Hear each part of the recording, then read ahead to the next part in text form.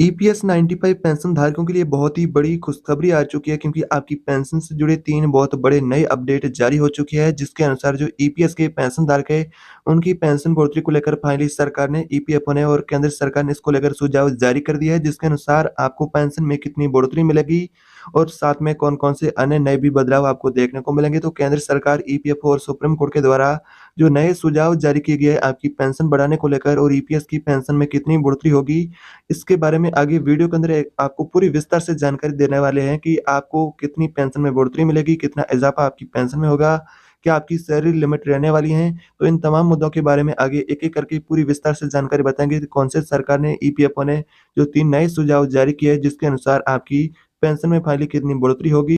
साथ में यानी आपको कौन-कौन सी सुविधाएँ साथ में देखने को मिलेगी। तो चलिए जानते हैं इन सारी खबरों को विस्तार से। उससे पहले आपसे रिक्वेस्ट है कि चैनल को अभी तक आपने सब्सक्राइब नहीं किया तो चैनल को सब्सक्राइब, बेल आइकन को ऑल पर प्रेस कर दे रख दें, ताकि आने वाली ऐसी ही पेंशन जुड़ी और भी नई वीडियो आपको सबसे पहले देखने को मिलेगी।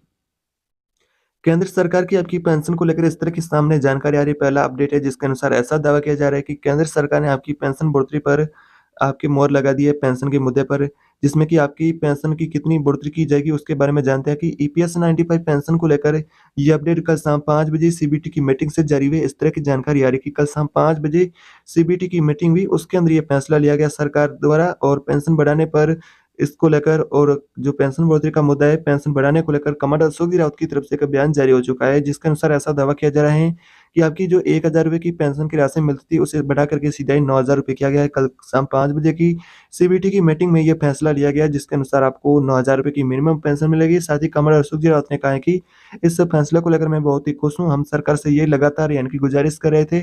ऐसे में सरकार ने कल शाम 5 बजे ये फैसला लेकर के जो लाखों ईपीएस के पेंशनधारक है, ईपीएफओ की जो सब्सक्राइबर है, उनकी उम्मीदों को बढ़ा दिया है। अब जल्द सभी पेंशनर्स के खातों में पेंशन का पैसा भी देखने को मिलेगा उनके खातों के अंदर। तो सरकार ने इस फैसले पर मोहर लगा दी है। सीबीटी की मीटिंग में ये फैसला लिया गया। इस तरह का दावा किया जा रहा है कि केंद्र सरकार ने आपकी मिनिमम पेंशन को ₹1000 से बढ़ा करके ₹9000 करने के ऊपर मोहर लगा दी। अगली कौन-सी बड़ी अपडेट आ रही है जिसके अनुसार आपको पेंशन में कैसे बढ़ोतरी कितनी मिलेगी? तो आइए जानते हैं।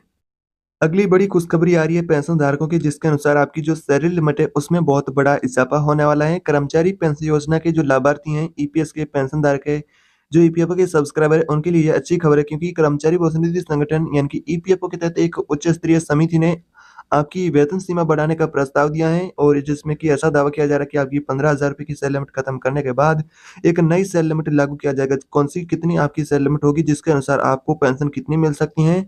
आइए जानते हैं इसके बारे में विस्तार से जानकारी। और आपको बता दें कि ईपीएस 95 पेंशनर्स की मांगों को लेकर वेतन सीमा मौजूदा ₹15,000 की लिमिट खत्म करने के बाद ₹21,000 की लिमिट प्रति माह लागू करेगी, जिसके अनुसार पेंशन धारकों को यानी कि पेंशन में बढ़ोतरी मिलेगी। कमेटी का कहना है कि सरकार इस पर विचार करके पिछली तारीख से इसे लागू किया जा सकता है। जैसा कि ईपीएस पेंशन बढ़ाने का प्रस्ताव लागू होता है तो इसके तहत इनकी 7.5 लाख अतिरिक्त कर्मचारी इससे लाभान्वित होंगे, क्योंकि ईपीएस पेंशन के तहत कवर किया जाएगा उन्हें भी और 2014 के तहत अंतिम संशोधित वेतन वृद्धि के लिए भी पेंशनर्स को समायोजित किया जाएगा। इकोनॉमिक्स टाइम्स की एक रिपोर्ट के अनुसार समिति के एक वरिष्ठ सरकारी अधिकारी ने कहा है कि अगर आपकी यानी कि जो सैलरी की लिमिट को यानी कि बढ़ाया जाता है, इस सुझाव के अनुसार केंद्रीय न्यासी बोर्ड सीबीटी द्वारा स्वीकार कर लिया जाता है, तो इससे उन नियोक्ताओं को भी राहत मिलेगी जो कि कोई अतिरिक्त वित्तीय बोझ उठाने को तैयार है। वैसे में राजकोष को जल्द मिलेगी बड़ी राहत।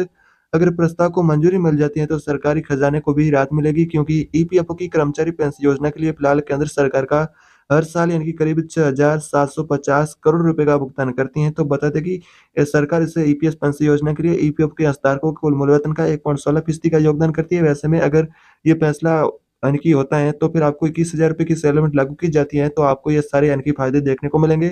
अगर आपकी सेल लिमिट की गणना को देखा जाए, जिसमें कि आपकी ₹21,000 की सेल लिमिट को न मान करके ₹20,000 की सेल लिमिट को माने, तो उस हिसाब से जो फ़ॉर्मूला है जिसके अनुसार आपकी पेंशन कितनी बनती है, तो आइए जानते हैं इसके बारे में। ईपीएस पेंशन योजना को लेकर पेंशन में योगदान देने से शुरू होता है, तो आपके लिए पेंशन अंशदान के लिए मासिक वेतन की अधिकतम पहले जो ₹6,500 की लिमिट थी, उसके बाद ₹15,000 की लिमिट थी। अब उसके बाद यानी कि अब ₹21,000 या ₹20,000 की सेल लिमिट को लागू किया जा सकता है। इसको लेकर अपडेट आ रही है, इसके ऊपर विचार किया जाता है, लेकिन आपको बता दें कि इसको लेकर आपको फ़ायदा कितना मिलेगा अगर ये ₹21,000 की या ₹20,000 की सेल लिमिट लागू होती है, तो आखिर फाइनली आपको पेंशन में कितना इज़ाफ़ा देखने को मिलेगा।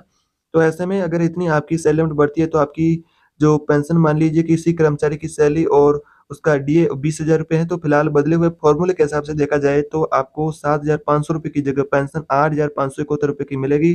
जो आपका ईपीएस पेंशन का कैलकुलेशन का फ़ॉर्मूला है मंथली पेंशन बराबर pensionable salary multiply EPS contribution जिसमें कि आप यहाँ पर आप देख सकते हैं जो आपका फ़ॉर्मूला होता है, जो पेंशन आपको पता ही होगा जिस अनुसार इस तरह यानी कि कर्मचारी पेंशन योजना की पेंशन की राशि में सीधे ही 300% तक का उछाल आ सकता है। अगर आपकी इस लिमिट को ₹20,000 या फिर ₹21,000 की लागू की जाती है, तो ही ये सारे आपको फ़ायदे देखने को मिलेंगे।